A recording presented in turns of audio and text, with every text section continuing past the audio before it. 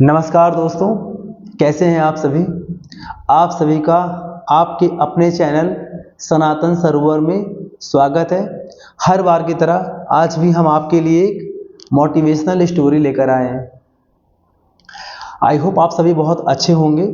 चलिए हम अपनी कहानी को स्टार्ट करते हैं। आज की कहानी को, ये कहानी एक टीचर और एक स्टूडेंट की कहानी है। मतलब एक बच्चे की और एक शिक्षक की कहानी है। यहाँ पर एक बार की बात है कि टीचर अपने क्लास में बच्चों को पढ़ा रहा था। पढ़ाते समय वो बच्चों से कुछ सवाल कर रहा थे टीचर, और बच्चे उसका जवाब दे रहे थे। पढ़ाते पढ़ाते अचानक टीचर की नज़र एक ऐसे बच्चे पर पड़ती है जो बच्चा क्लास में बहुत ही उदास मन से बैठा हुआ था। टीचर के बार बार प्रश्न पूछने पर, टीचर के बार बार क्वेश्चन करने पर सारे बच्चे तो रिस्पांस दे रहे थे, बट वो बच्चा कोई भी रिस्पांस नहीं दे रहा था। वो बच्चा बहुत ही उदास मन से बैठा हुआ था। लेकिन टीचर ने उसे डांटना या उसे मारना ऐसा उचित ना समझकर टीचर ने उसको इग्नोर कर दिया। टीचर ने उस दिन उसको इग्नोर कर दिया। शायद बच्चे का आज मन नहीं होगा, आई थिंक ऐसा कुछ। बट लगातार लेकिन 4 से 5 दिन तक ऐसा ही चलता रहा। जब भी टीचर उस क्लास में आए, वो बच्चा उदास मन से बैठा हुआ, लेटा हुआ, कहीं पर खोया सा हुआ, और टीचर की बातों पर ध्यान ना देना, ये सारी मतलब हैबिट उसमें आ चुकी थी। वो बच्चा बहुत ही उदास मन से एक और देखता रहता। टीचर के बार बार प्रश्न पूछने पर, टीचर के बार बार क्रॉस क्वेश्चन करने पर भी वो कोई रिस्पॉन्स नहीं देता, जबकि उसके आसपास के सारे बच्चे टीचर की बातों को बहुत ध्यान से सुनते, टीचर के कहने पर उनके क्वेश्चन का आंसर देते, लेकिन वो बच्चा कोई भी रिस्पॉन्स नहीं दे रहा था। जब ये लगातार 4 से 5 दिन हो गया तो टीचर को रहा नहीं गया। वो जो शिक्षक थे, वो जो टीचर थे, वो टीचर उस बच्चे के पास गए। उन्होंने उस बच्चे से बहुत प्यार से पूछा कि बेटा, मैं यहाँ पर देख रहा हूँ कि मैं लगातार 4-5 दिनों से आपको नोटिस कर रहा हूँ कि मैं आपको पढ़ाता हूँ, बट आप वहाँ पर कोई भी रिस्पॉन्स नहीं दे रहे हैं, केवल उदास मन से आप बैठे रहते हैं। आखिर ऐसा क्या, मतलब कुछ ऐसा क्या हुआ है आपके साथ, इसके पीछे क्या रीज़न है। बच्चे ने वही बहुत उदास मन से बच्चे ने आंसर दिया कि सर, पिछले बीते दिनों में मेरे साथ कुछ ऐसे कुछ हुआ है हमारे साथ, जिसमें कि मेरा ज़िंदगी से मेरा भरोसा उठ गया है। मुझे ज़िंदगी जीने का मन नहीं करता। मैं बहुत उदास अपने आप को महसूस करता हूँ, क्योंकि मुझे पता है कि मेरी ज़िंदगी पहले से अच्छी नहीं हो पाएगी। मेरी ज़िंदगी बहुत ख़राब हो गई है। अब मैं दूसरे बच्चों की तरह कभी खुश नहीं रह पाऊँगा। उस बच्चे ने ऐसा अपने टीचर से कहा। टीचर ने बहुत ध्यान से उसकी सारी बातें सुनी और टीचर वहाँ से चला गया। अगले दिन टीचर अपने बैग में शिकंजी बनाने का पूरा सामान लेकर आया। आपको बता दें, शिकंजा आपको पता होगा, नींबू और सोडा, चीनी, नमक वगैरह से बनता है, ठीक है। तो वो शिकंजी बनाने का पूरा सामान टीचर अपने बैग में लेकर आ गया।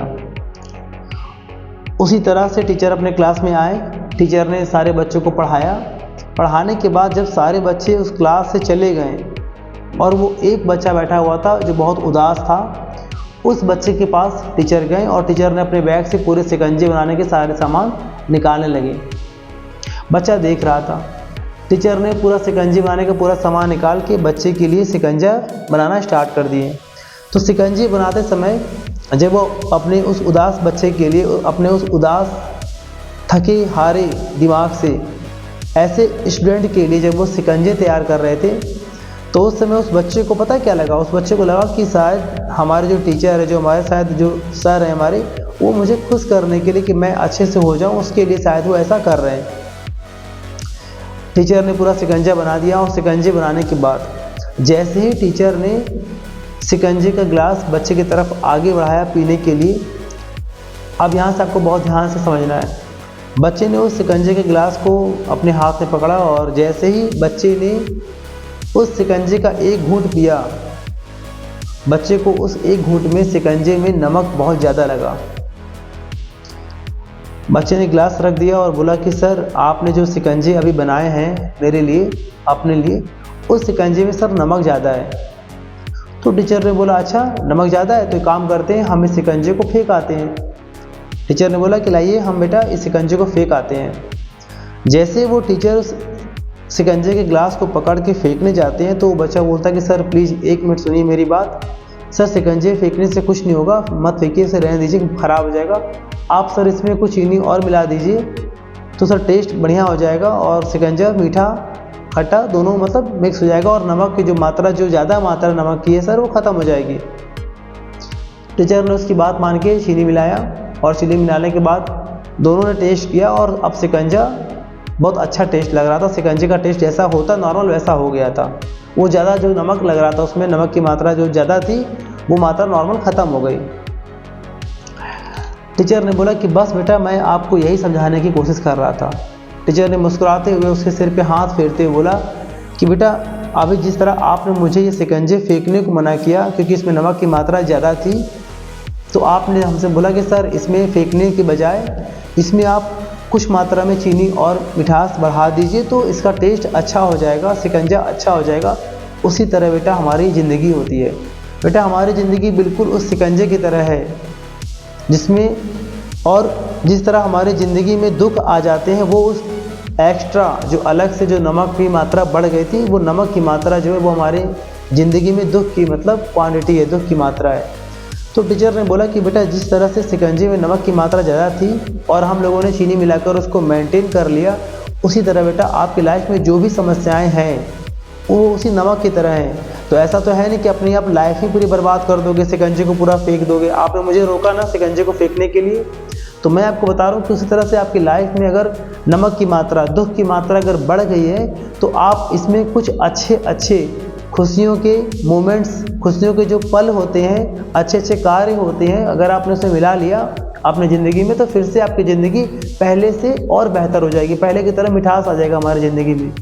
उसके लिए करना क्या, आपको हर दिन कुछ छोटे बहुत अच्छे जो हैप्पीनेस मोमेंट्स हैं आप उसमें मिलाते रहिए, अपने पर फोकस करिए, आपकी ज़िंदगी पहले की तरह अच्छी हो जाएगी।